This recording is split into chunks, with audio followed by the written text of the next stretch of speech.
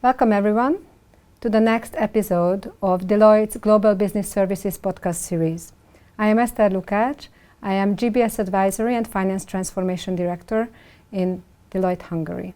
Today we have a very interesting topic. With my guests, we would like to discuss the outcomes of the Investor's Guide to Hungary that was freshly published with the cooperation of the Hungarian Investment Promotion Agency, Hayes, Colliers, and Deloitte, with the aim to provide up-to-date information for foreign investors on the Hungarian talent and office market, on the regulations with regards to taxation, labor law, and setting up a new business in Hungary, and also the available grants and incentives. I would like to welcome my guests today who were actively involved in preparing this guide for investors. I would like to ask you to introduce yourselves very briefly. Thank you very much, Eszter, and thank you very much for all of you with this cooperation. It was a really exciting work contributing to this collaboration. My name is Martina Almási. I work for HIPA, Hungarian Investment Promotion Agency, for over 9 years now. So I have seen many things and a lot of great and large projects happening in the country. Our organization, Hungarian Investment Promotion Agency, is the only governmental organization within Hungary which is responsible for supporting international and Hungarian companies doing business and making investments. Being it greenfield, brownfield, or even office investments in the country. Thank you. Zoltán? Thank you. I agree with Martina that it was a great collaboration and the output of the collaboration is very valuable. My name is Zoltán Gábor. I'm a tax partner at Deloitte Hungary, and I was responsible for the tax part, surprisingly, in the material. And also in Hungary, I'm leading the manufacturing expert group, and I was very happy that in this new material, the manufacturing sector was also in focus. Thank you. Kata? Hi everyone, thank you very much for the opportunity. It was very exciting for us as well, and I'm really happy to be here. I'm Kata Mazsaroff. I'm the managing director for Colliers in Hungary. I have nearly 20 years of commercial real estate experience. I'm also very glad to be here and discuss this topic with you. So my name is Tibor Katona. I'm the commercial director for Hayes Hungary, almost for 7 years now. I'm leading the commercial team locally, but I'm also taking care of a CE role, being in charge for the strategic accounts in the CE region. But locally in Hungary, I'm mostly in connection with the investors and the potential investors, and probably this is one of the reasons why I'm sitting here to share my experiences with you. Thank you very much. So, my first question to you would be, why do you think Hungary is an appealing investment location? And how is the country shaping its policies to maintain this momentum? Martina, could you please start sharing your view on it? Yes, of course, and thank you very much. And actually, we deal with such questions every day when we are negotiating with the companies who would like to come and have any interest to do business here in Hungary. So why Hungary? I think the most important and first question from the company side as well is the stability, what I would like to mention, because stability is the utmost important to start any business and do business. And Hungary, with its stability and the economic status of the country, is a very good basis to start investments. On the other hand, Hungary has a great location within the European Union. This could be the best choice for entering the European market and reaching one of the largest market in the world. On the other hand, Hungary offers best combination of cost efficiency and skill, which we will talk about more, I think, in details. So I will leave this question more to my expert colleagues from Hayes. And Hungary, the government, has created a very favorable environment to do business. We have the lowest corporate income tax rate within the European Union, very favorable taxes from labor perspective as well. And we offer really generous incentives, state aid, non-refundable, and tax allowances to start businesses here in the country as well.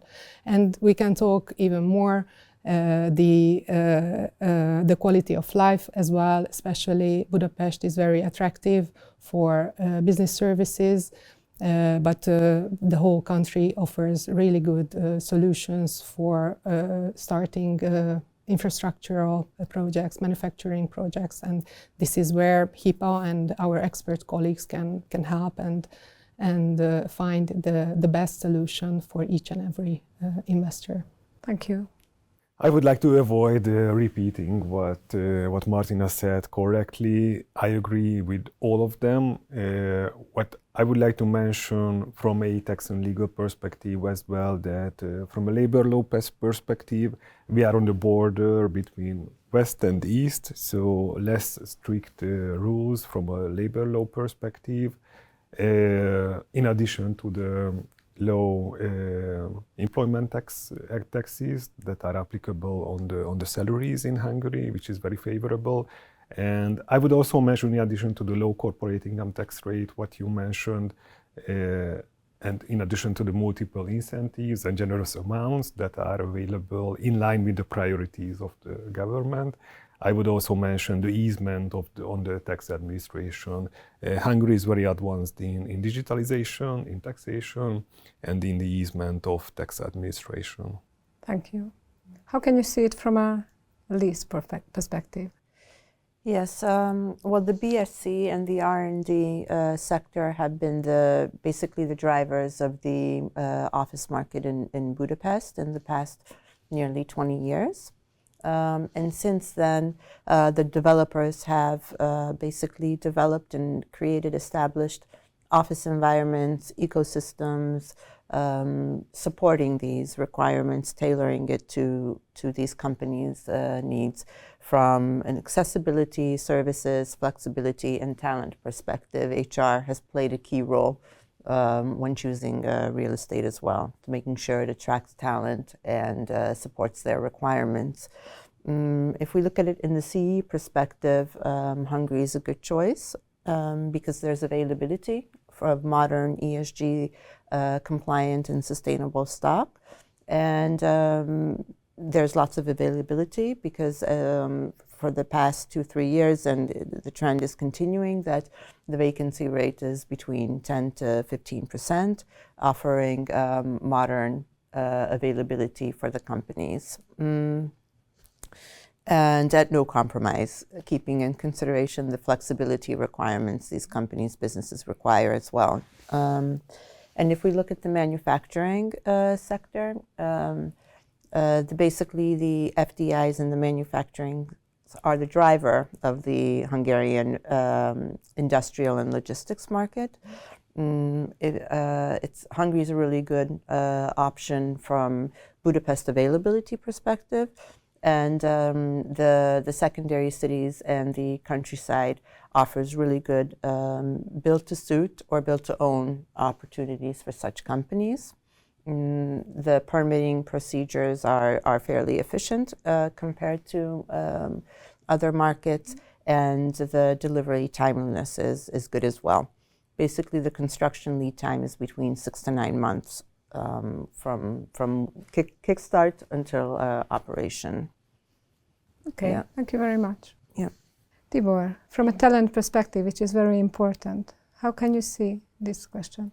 Yeah, so first of all, I cannot agree more with the three of you, what you already shared.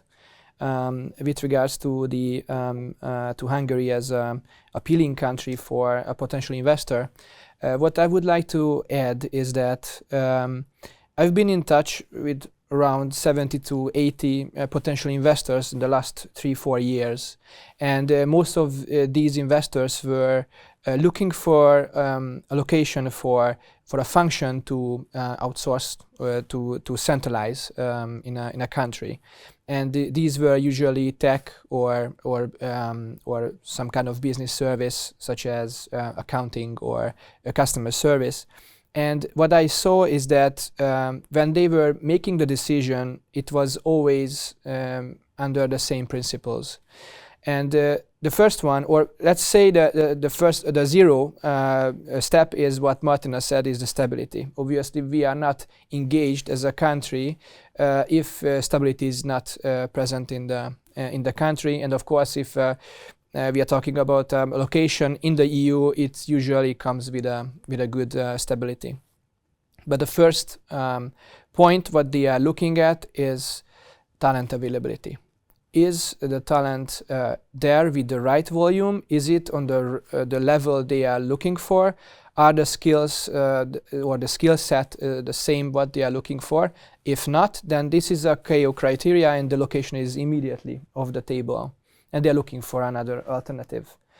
The second factor, I would say, in their decision making, or the second step, is the cost, especially labor cost, because the ultimate reason of nearshoring or centralizing this function for them is to save costs with keeping the same quality or the same productivity what they already had, or at least the same level before. And the third one would be the infrastructure, because they want to have an office in a very modern environment. They want to have high-speed internet, a good location for the office, good transportation around the office, and so on. And the fourth one, probably one of the most important one, is the ease of doing business, the business environment in the specific location. It can be the tax regime locally. It will be about the legal framework that location has. It will be about the governmental grants or incentives that they might be entitled for. And of course, how easy it is to operate and to set up a business in that specific location. And just to give one example to show you why Hungary is that appealing within the CE, is to take an example of, for example, software engineering. If I'm an investor and I want to create a hub with software engineers and I'm looking at the CE, then as a first step I check the talent availability. Obviously, Poland is the largest market when it comes to software engineering talents. They have around 200,000 developers at the moment. Hungary has only half of it, but it's still a very good number, 100,000. Czech Republic around 120,000. Romania is with 160,000. That's also still very strong. And Bulgaria 70,000. So we are not leading this first point, but we are around the middle, I would say, in average. The second point is the cost, labor cost. Here, we are aligned with Romania, surprisingly. So we have the very same costs when it comes to software development. And we can see Czech Republic being around 15% more expensive compared to these two countries, and Poland 25 to 30% even more expensive than Romania and Hungary. So we are now competing with Romania when we are talking about software engineers. Now the third step is a tie, I would say, because Romania is extremely strong, and actually they are the leaders in internet speed. They have a very fast broadband internet speed in Romania, but Hungary has much better coverage of 5G, as well as much more mature office landscape that they can choose from. But the tiebreaker will be the fourth one, which is the business environment, because Hungary is providing this 9% corporate tax, while in Romania it's 16%. We provide employer tax of 13%. In Romania it's 22%. And we are much more aggressive, let's say this way, with the incentives and grants to attract investors to the country compared to Romania, at least. And this is something which is very special, I think, within CE and also in Europe, that will help a lot, not only for software engineering hubs, but for other investors as well, to keep Hungary an appealing country. Okay, thank you very much. So my second question would be, how can you see Hungary is balancing stability with innovation as it continues to grow its economy? What do you think, Kata? I think what's important that I think it's important for us to focus on the so-called dark industrial, lights out industrial trends that we're experiencing on a global level. Mm-hmm. I'm not sure if everyone knows what dark manufacturing means. It's when it's 100% automated, mm-hmm. and no human work is required, no human presence. Lights are switched off. Yeah, the lights are fully switched off 24/7, and this is present in several Asian markets, U.S. markets, Western Europe, and nearly dark automation is present in Poland already as well. In Hungary, we have semi-automated manufacturing. For example, BYD will be using robots to paint the assembly parts, and Zoomline will be a smart factory, but still not 100% automated, so will require people. But we're predicting that in the next 5 years this will change, and this will become a standard for a manufacturing perspective, which means that this will affect the labor pool required for this industry, more focus on engineers, mm-hmm. and will require servicing, but not human presence in the factory. And also energy will play a huge role as well, meaning that it's very important for these companies to have reliable energy source, and diversity of energy will be probably the focus for them, and the cost of energy. And mm-hmm. At the moment, unfortunately, the cost of energy is not the best in Hungary in terms of a European perspective. It's still considered relatively high, but if in the next 5 years we could work on that, then that would be great, especially from a diversity perspective as well. So not just so from different sources, because independent, uninterrupted power supply, similar to data centers, will be the requirement for such companies. I think this is an innovation area that's so that should be a focus, yeah, exactly. in the future, yeah, right? Yeah. Okay, thank you. Maybe what I can add, then I would react to what Tibor said, mm-hmm. and also reflecting to the innovation part.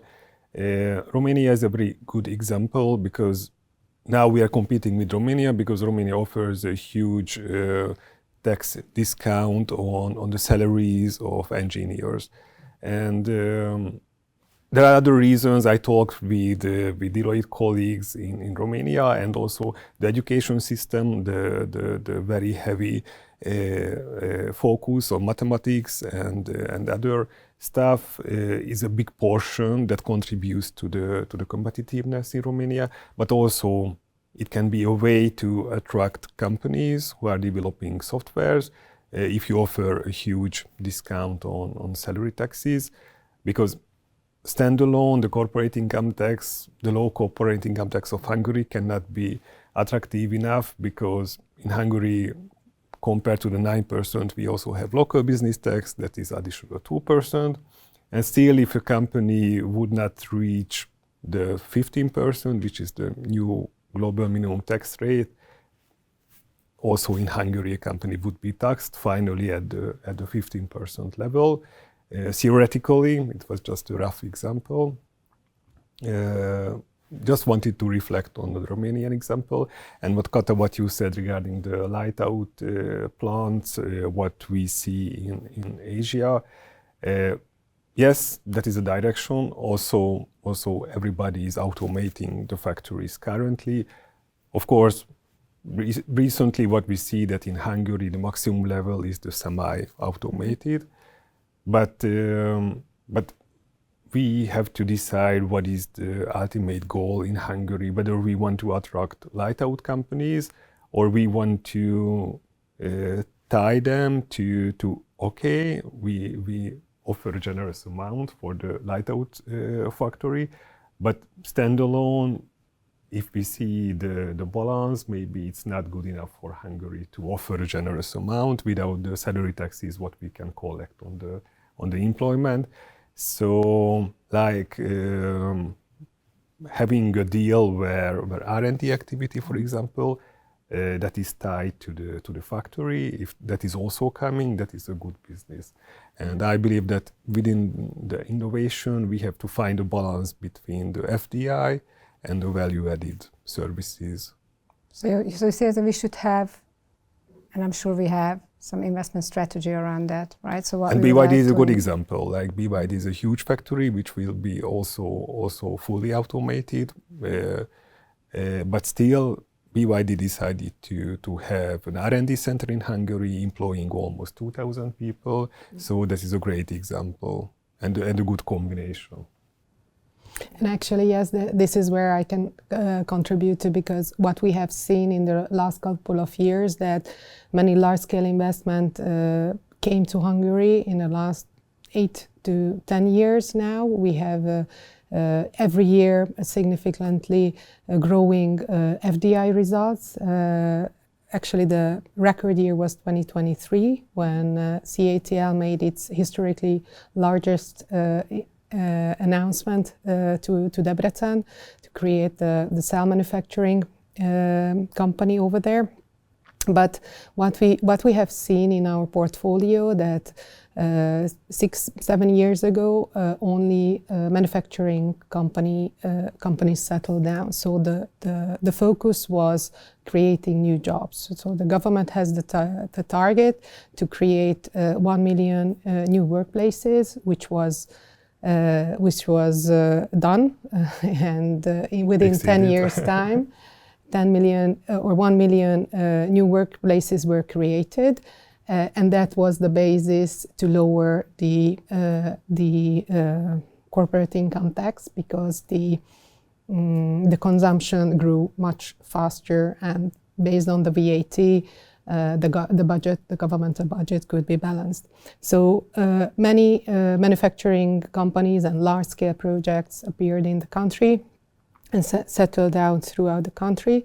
And in the last 2-3 years, the focus has shifted from the government side to bring in more added value jobs. Still, there were many inquiries coming from the business service sector. So in parallel with the manufacturing, it always been here. But from the manufacturing side, there was a shift to create more highly added activities, more highly added production. And the focus was on that, not on creating new jobs, but rather making more automation, more added value, more productivity. And we also subsidize such projects which more technology intensive. So into machinery, funding into machinery rather than creating new jobs. And this is what we see in the last couple of years, that many companies who has already here a presence and manufacturing site, they already started to bring here even more other type of roles. For example, services. Even a manufacturing company brought a service center to Hungary.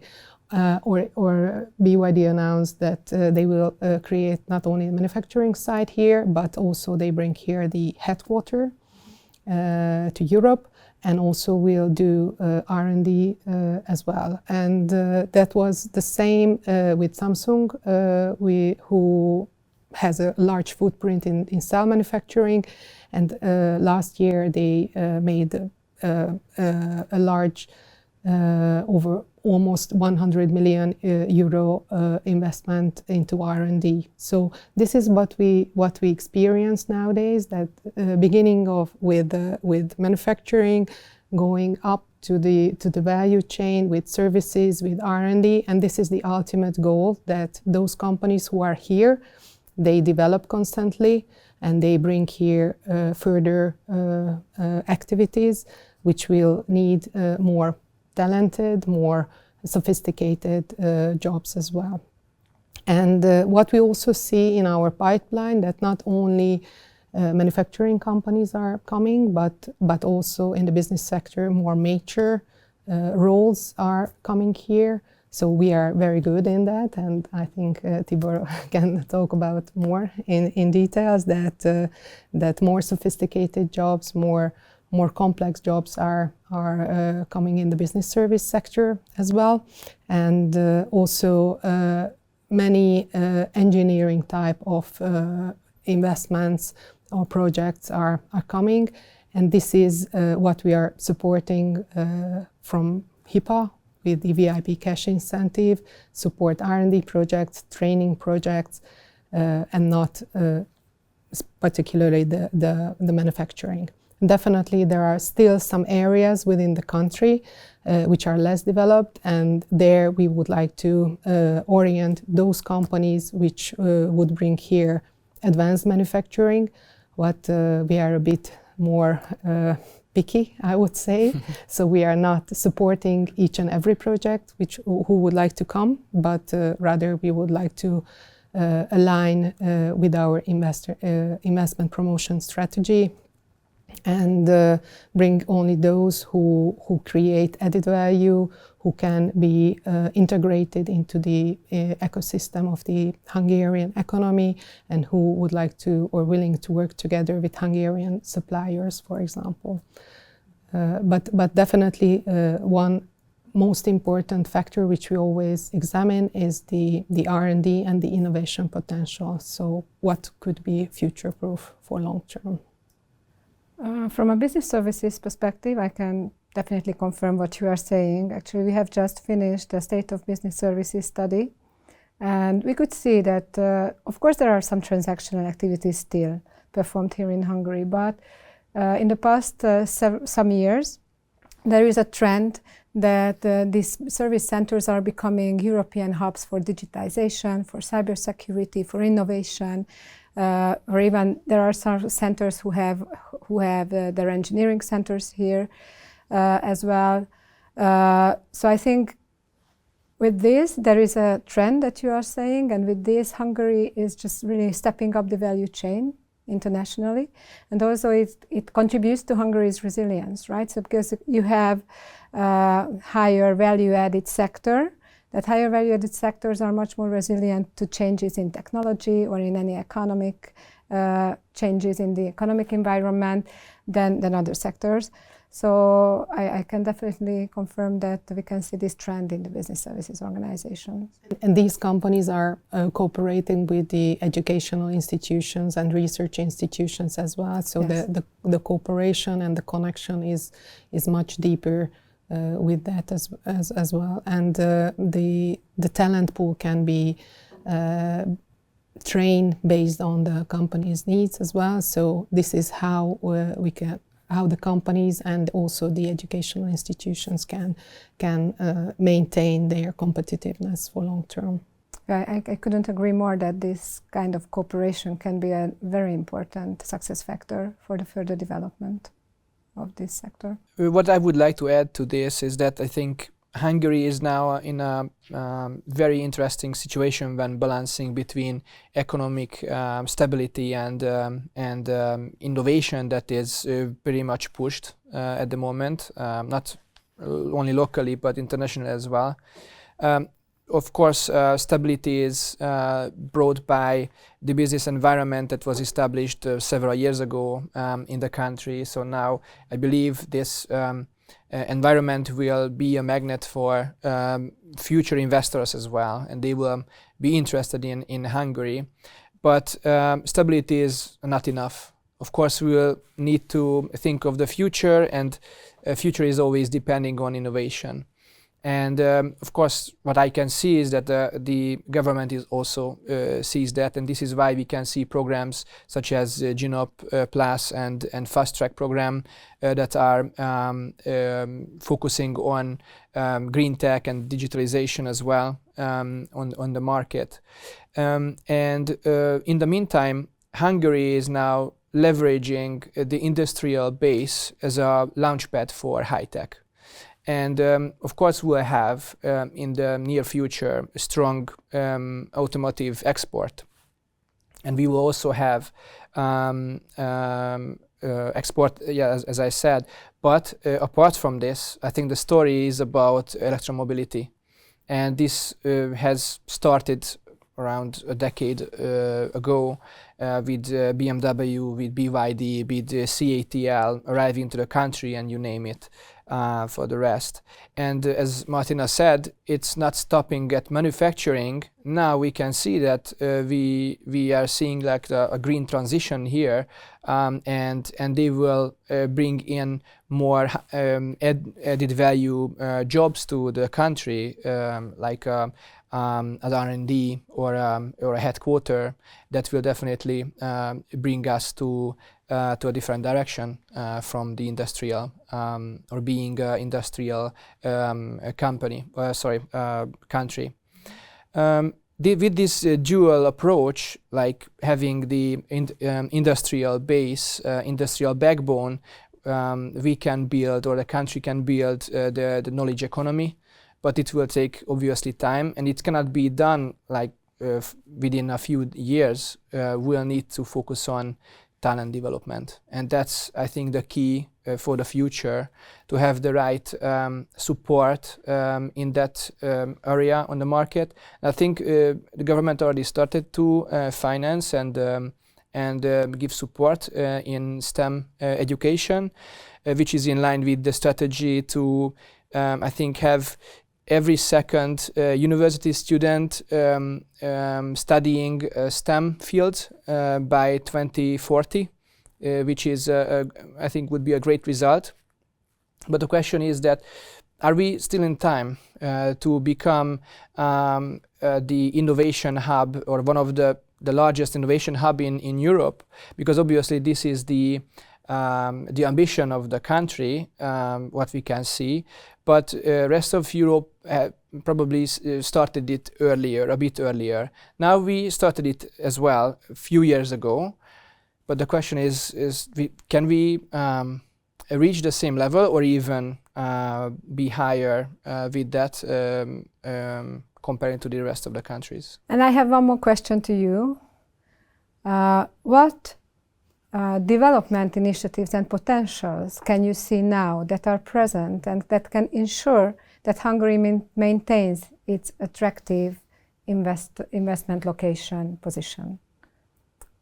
Martina, what do you think Yes, about it? I think we already have covered many of these aspects of the question, and thank you, Tibor, for raising the question whether we are on time. I think we are always on time, and it's never too late to invest into talent, into innovation and R&D and cooperation such as ours. And it's very important that the government also recognizes it. So we are fostering the private sector and the public sector cooperation. Let it be as a cooperation between a company and an educational institution, which can be the basis for the innovation.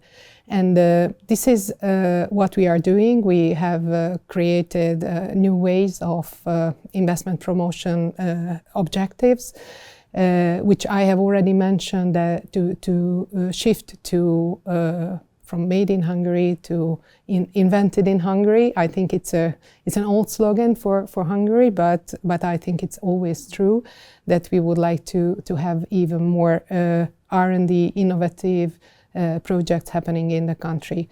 And coming back to your question, where can Hungary stand out, where we can be leaders within this region? I would say automotive is still one of our flagship industries, and it maintains. And I know that everywhere in Central Eastern Europe, every country's first and flagship industry is the automotive sector. But what makes us different is that the 3 premium German brands are here, and all of them are shifted to e-mobility, so they are producing here already electric models or electric engines. And a Chinese player already is here or will be here, start their operation, which is also a very unique situation because none of these countries has a similar Chinese globally world-leading company, which will serve the European market, and even they will make here R&D. So I would say automotive in long term will maintain or remain Hungary's one of the most important sector. And with the e-mobility, it's absolutely future-proof. And Hungary has a lot of potential in engineering, so R&D in the automotive as well. So all these tier ones, German players are here with R&D. There's a test track in Zalaegerszeg, the Zala Zone proving ground, which is a state-owned infrastructure, which provides infrastructure for the testing as well. So all these gives the opportunity to bring Hungary into the forefront of the e-mobility. The other is the battery industry. Now it's not going that fast, so the ramp up is not that fast as it was predicted several years ago, but still here in Hungary there will be the 5 leading cell manufacturers, 2 Korean, 3 Chinese, and the whole ecosystem is built around that. So with the manufacturing output, when they reach their top capacities, then we will be in the top 3-5 countries in the world who will produce cells. And this also will be the basis for the R&D as well. So this is a unique knowledge within Europe. We rely very much on Asian investors, and those Asian investors are mostly present here in Hungary, in Europe. So Hungary, with the know-how and the technology, can be a leading hub for battery and battery R&D and quality management as well. Besides these 2 sectors, I would say we have really good potential in the historically strong industries as well. So pharmaceutical, biotech, medtech is here for centuries now, I would say. And these sectors are always they are very innovative and using a lot of talented, skilled professionals, researchers as well. So we would like to extend these capacities here in Hungary. So in our investment promotion strategy, we would like to focus more to attract companies into these sectors, because we have traditionally good basis on that. And definitely food processing could be also mentioned, because it's traditionally very strong here in Hungary. And with the automation, innovation potential, there's still further room for growth in this sector.